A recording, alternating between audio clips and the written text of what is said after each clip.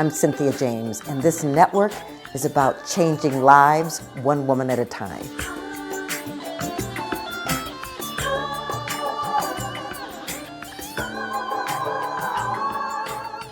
Hello and welcome to Women Awakening. I'm your host, Cynthia James, and I'm always excited to be with you because I get to introduce you to incredible women. Women who are change makers, women who have dared to step out and take a risk in their lives to make a difference. They're way showers. And so, what I want you to know is that they absolutely bring to us the possibilities that we can explore because we're all here for a reason. We're all important. And I want you to know, I really feel like it's the time for women emerging on the planet to bring our brilliance and our connectivity and our gifts. Because I think we need a little bit of balance on this planet with everything that's going on. So I do these every week. And so you can come back, go to all the platforms, Spotify, iTunes, iHeart, Spreaker, Amazon. You can go YouTube video, look for Women Awakening with Cynthia James. You can also go to cynthiajames.net. That's my website. That's where you can sign up for my monthly newsletter or my community. And there's lots of gifts and things for you there. I am so grateful that I get to introduce you to this amazing woman. Her name is Joanne Greene. She's an author, and I'm calling her an adventurer. And what I noticed is she uses her wit, her humor, and her intelligence, and that's what makes her a great storyteller. We both have the same publisher. She writes, and so how we met was just incredible. It was over Zoom, and it was awesome. Her debut book is called By Accident, a memoir of letting go, and it's widely available right now. We will be talking about that. Also, she co-hosts a podcast, and it's called All the F Words with Gabby Moskowitz. And two writer friends, nearly 30 years apart, explore a range of issues. We will definitely be talking about that. And we will be talking about her fabulous personal life and family. So, Joanne, welcome. I'm so glad that you're here. Cynthia, I'm delighted, and I can't wait to meet you in person someday. Thank you. So I'd like to know how you grew up. Where did you grow up? I grew up just outside of Boston in a very large town called Brookline, Massachusetts, with quite a history. JFK, John F. Kennedy, was also born in Brookline. So I have a very vivid memory from my childhood of the day that he was assassinated, and a large group of us just marched and stood vigil outside of his birthplace. It was a real Jewish community where I grew up, and you say I'm an adventurer. That's interesting. I take that as a great compliment. But I had the need to get out of this community and go as far away from home as I could. So my parents, who were older, I was an oops baby. So actually part of why my book is called By Accident is that my very existence was an accident. I wanted to do things differently than my siblings. I wanted to do things differently than everyone, it seemed. And I wanted to go as far away from home as possible. They gave me a 1,000-mile limit for college, and I found a school exactly 1,000 miles away. Thinking I was going to be an actress, I went to Northwestern University and very quickly realized I was not going to be an actress and switched over into radio, TV, film. And most of my career was in radio broadcasting. And I did feminist talk shows in the 70s in Berkeley, California, and went on to work in San Francisco for many years, hosting all sorts of issue-oriented talk shows and producing features and anchoring the news and doing things like that. Well, and you're beautiful. And I just want to say, this has got nothing to do with our talk, but you got great hair. Well, So I just want to say that. And so, of course, you be in media, well, whether let it's me say radio, right? We always I got say it. it's a great I got face it. for radio, that you don't have to see me at all. But the hair, I actually have come to love certain things. You know, as women, we are so self-critical, and I was no different. And I grew up hating this about my body and that about my body, and right. And now, as an older woman, I have come to embrace much about the way that I look, and I am super grateful for my hair, which this is its color.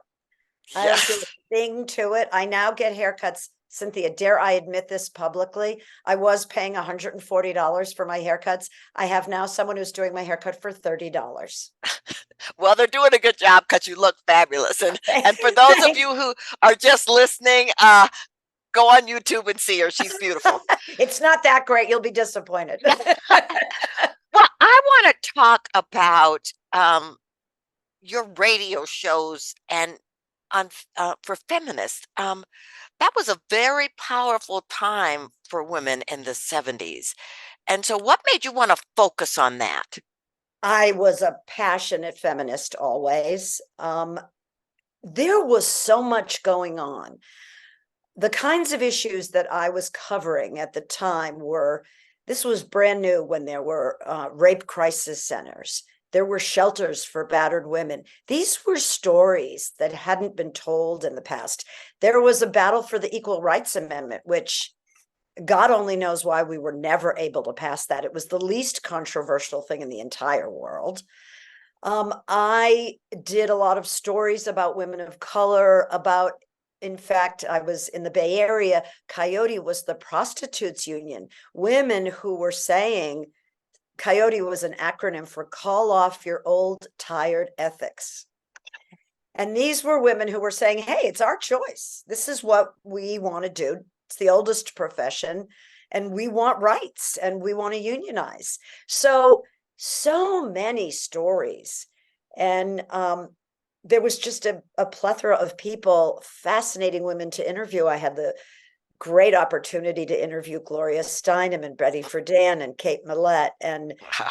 so many of these heroines of the movement. And you know, we made a lot of strides, and not as many as we had hoped. And it's a battle that must go on. Reproductive rights, my gosh, if anybody would have told me then that we would actually lose reproductive rights in the 21st century, I wouldn't have believed it. But Well, absolutely. And, the whole thing with the ERA that women mobilized to stop it was fascinating to me. That we are back, where we were 50 years ago, and people feel righteous about the fact that a woman should not have choice is striking to me. So I want to just ask you about this book. What what caused you to write this book? I'd always been a writer for hire.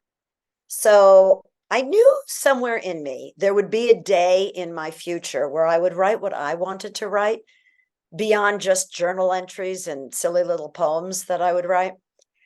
And I had a 10-year period in my life, as many of us do, where I was faced with challenge upon challenge upon challenge. And any number of them might have felled me, but I was able to draw strength from somewhere. I think in part my ancestors who were immigrants and fled persecution in Europe, religious persecution, and went to a country where they didn't speak the language and figured out a way to build a life. I think that's in my DNA. So after going through a series of challenges, which I'm happy to describe, in brief, I realized I'd learned a lot, and that there's a certain wisdom that comes with age. And I think I'm so glad you're doing this podcast, Cynthia, because I think women, older women in particular, have tremendous wisdom that can benefit everyone, but certainly younger women coming up. And I wanted to share what I had learned, because here's the thing: life is going to deal us all kinds of stuff, right? We're going to have losses. We're going to have injuries, illness, failures, relationships will end, jobs will end. We'll have to start over. We can't control that necessarily, but what we can control is how we respond to it. And that's what I learned. And I learned that there are ways of changing our behaviors. We can't change who we are. We can't change our personalities. We can't change our character, but we can absolutely change the messages that we give ourselves. And we talk 100%. to ourselves all the time, right? Who among us has not said, "Who do you think you are?" to ourselves, that you think you can stand up there and do this. I'm sure many times during the process of writing this book said, "Oh, you think you can write a book? You think you have the stamina? You think you can stick with a project for years and rewrite it and rewrite it and rewrite it?" Because I have the attention span of a fruit fly. So, but then I had to say something else to myself, which was, "You can do this. You can do anything." And I want women to say that to themselves. I can do this. If it means asking for help, ask for help. We can help one another. We must help one another. 100%. And I just want to throw in here, anybody out there who's a writer, wants to be a writer, has gone through exactly what Joanne just said. What have I got to say? It's all been said. How are we going to, I mean, you can go down that rabbit hole, but to know that whatever wants to come through you is coming through you for a reason. And when you can absolutely claim and proclaim that, yes, I can, I'm here to deliver this message, the universe will give you the delivery system. So I just love that you said that. Why this title other than you were an accident at birth? Well, the bigger reason is that it took being hit by a car as a pedestrian for me to absolutely stop. I had to stop because I was incapable of controlling anything. I had serious injuries, 4 pelvic fractures, and all the soft tissue on the right side of my body was crushed. I had a severe trauma reaction, as anyone would after going through something like that. And this happened shortly after a 4-year period in which I had been mired in grief. I lost my mother and my sister, my beloved sister, within 5 months. And then a couple of years later, my brother, my much older brother, who had been in great shape, suddenly had a hemorrhagic stroke and died. So I went from being the baby of the family to the matriarch of the family, like that. And I had finally dealt with all this grief and moved through it and was back up to speed. And in my case, it was warp speed. I do have to admit, I am a person in constant motion, and I was doing and doing and doing. And this accident absolutely felled me. Not only could I no longer do, I could control nothing. I absolutely had to ask for and receive help for everything, including going to the bathroom and feeding myself. I had to learn to accept the way that people help and not judge. If that rings a bell for anyone in the audience, why are you making the sandwich like that? And I had to learn to be still, which is something I'd never known. And what does it mean to be still? What does it mean to really slow down and reflect?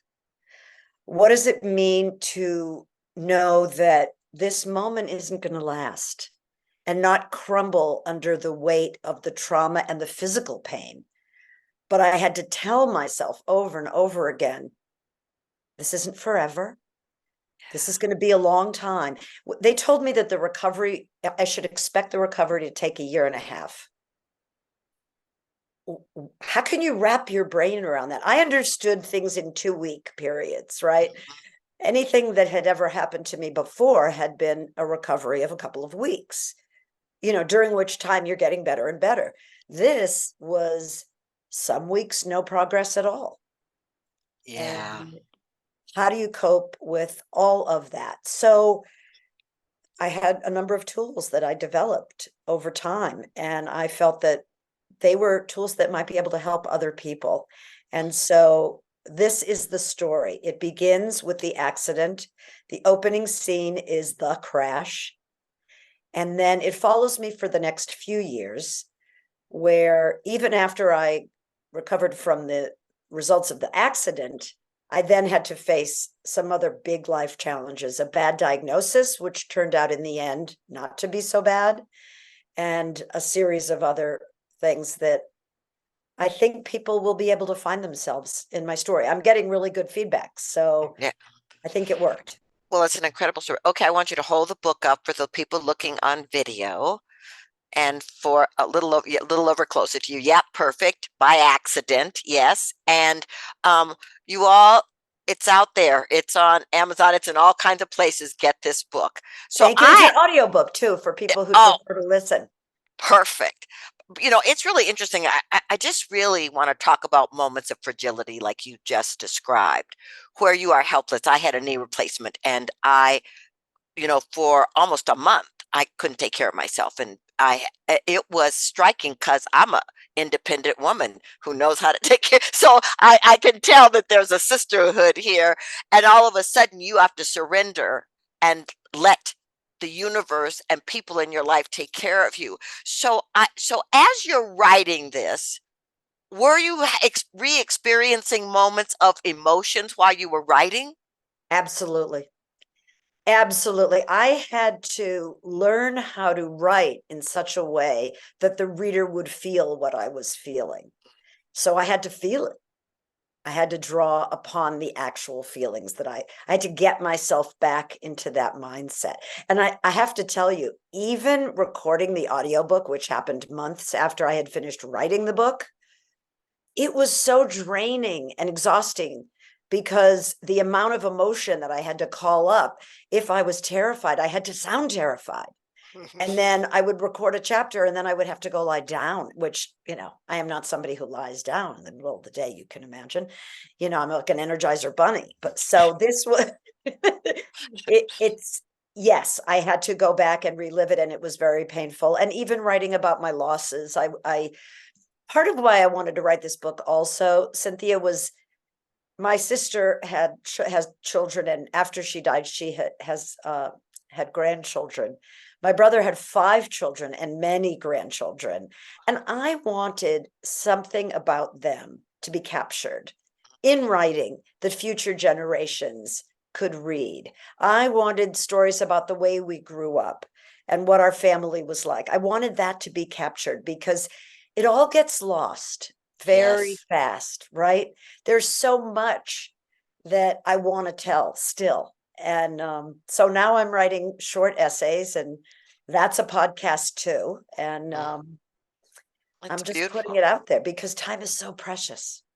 It most certainly is. And I just want to say, listeners, as you age, that statement will become truer and truer. Time is very precious. All right. So I want to talk about your podcast, but I want to talk about, okay, you have been married with your husband and you call your creative partner for 41 years. Well, 43 now. 43. Okay. All right. And you've got sons and you've got grandchildren. You know, um, Talk to me about how you found harmony, because I don't like the word, work-life balance, but how you find harmony in this nurturing this relationship and being a mom and also, you know, doing your work in the world. It's a lot. No question, it's a lot. My husband and I are at our core friends. Mm, So that is, and we make each other laugh. And I think that's so important. And are there annoyances? Of course. Living with any human being, there are going to be annoyances. But, you have to pick your battles. It's the that's same right. way with raising kids. You let a lot of things go because it's just not worth it. I know there are certain things that I'm going to bring up and they're going to be issues and we're going to talk them through. We also tend to resolve things before going to bed at night. I don't like Yeah, right. going to bed angry. So we'll talk it through. But really, after all these years, we know each other so well that we accept certain things about each other and and we save the confrontations for the big issues. Yeah. It's beautiful. And yeah, I tell people relationships and marriages are the biggest workshops you will ever do. 100%. Well, I want to know about this podcast called All the F Words. So I Tell have two podcasts I need to tell you about. Okay. Okay, great. All the F Words, Gabby is also a writer and very funny. And she's 30 years, nearly, she's like 29 years younger than me, and we're friends. And our little gimmick for this podcast is that we tackle subjects that start with the letter F. Okay. So when you think of the F word, we don't talk about that F word. We talk about fanaticism, feng shui, fake meat, fundamentalism, family, family functions. I mean, we have 60 episodes and we don't run out of F words. One of us in each episode researches the F word. And so there are always really interesting new ideas to bring to the fore. And the other of us shows up and shares from our personal experience. And some of them are funny, they're often irreverent. Did one on filth, and we brought in a woman who writes erotica for women. So they're all over the place. We did one on feminine hygiene when there was the tampon shortage, and all about the inequities and what goes on in third world countries with where women don't even send their daughters to school when they're menstruating because they don't have products. I mean, it's really Right. tragic. That's right. So, any number of F words. So that's one podcast. The other one, and the one that I'm most excited about right now, is for those of us with very short-term attention spans, 4 minutes, sometimes 5, never more than 5 minutes. And they are my personal essays set to customized music. And it's called In This Story with Joanne Greene. And that's where everything that didn't make it into the book is finding a home. And they're stories about absolutely everything. I just wrote one about candles and the role of candles in my life to enhance moments, to uplift, to mark time. I did one about how to speak to adult children. How we're their managers when they're little, we're their consultants when they're teenagers and in their 20s. But once they're fully adult, you really need to have a whole new method of communication. So I wrote about that. I sold my mother's china. It was quite an experience, and I feel unburdened, and I never liked it. It wasn't me. It didn't feel nostalgic. It had to be hand washed. Can you imagine each dish? It had to be stored in special things. It has a new life now. It's with a new. Yes. So things like that. Well, I love both of these podcasts. I want to know how people find you and how they find your podcasts. Well, first of all, I will write back to anyone who writes to me, and that's Okay. a promise. I love people and I love talking to people, and I am loving right now this phase of my life where I get to talk about the book and meet incredible women like you on podcasts and in person and at bookstores and at libraries. My website is Joanne, Joanne dash or hyphen Greene, Greene. That's it, Joanne-Greene.com. Beautiful. So you can find me there, and there's a way to communicate with me through the website. You can sign up for my newsletter. I'm doing a newsletter about once a month, but you know what? Not necessarily, because here's the thing. We have to stop being so hard on ourselves. Yes. Right, Cynthia? I mean, this is after a lifetime of I was on radio and television and raising kids and, juggling so many things, taking care of my mom as she aged and my sister as she went through chemo and so many things. And now at this point in my life, I am cutting myself some slack and doing exactly what I want to do. I'm not making a penny, but I am doing exactly what and Hey, loving. I hear you and ditto. So, the same last question of every guest. And this show is called Women Awakening.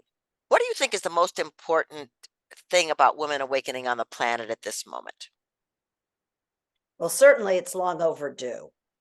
I think women have lived under the patriarchy in so many cultures, in so many eras, at so many times. And we really need to think beyond the paradigms that we've grown up viewing, that you are only as good as your performance, that your house has to look a certain way, that your children have to behave a certain way, that you're being judged at all times. We must awaken to awe, to being able to look at the beauty in the world and allow it to fill our hearts and fill our souls. And as you say, when you follow your heart, often the universe will show you the path of creative expression, if that's what works for you. I think we need to trust one another and listen to one another and have real conversations. That is so beautiful. That is so beautiful. Thank you so much. And I love real conversations. It's now my dog is up there barking at a deer. Isn't that interesting? Um, um, um, it's I think it's our time to talk. It's our time to connect. It's our time to support each other. So I'm very grateful that you have been here with me today. I love the title of your book and what you're doing. Thank you so much. My pleasure, Cynthia. And thank you so much for the work that you do. It's so important. Everyone go see Cynthia's TED Talk and go to her website. It's cynthiajames.net, right? It And is. learn more about Cynthia and how you can be a happier woman. Amen, amen. Thank you. All right, ladies, I'm going to say the same thing to you I say every week. I just say it in a different way. There is no more time for you to play small. There is no more time for you to run and hide and pretend you don't know, because you do. There's something in you that wants to come out. There's something in you that wants to be created. There's something in you that wants to be revealed. Say yes, and the universe will correspond with you. I'm so grateful to do this with you every week. Thank you so much, and I'll see you soon. Blessings.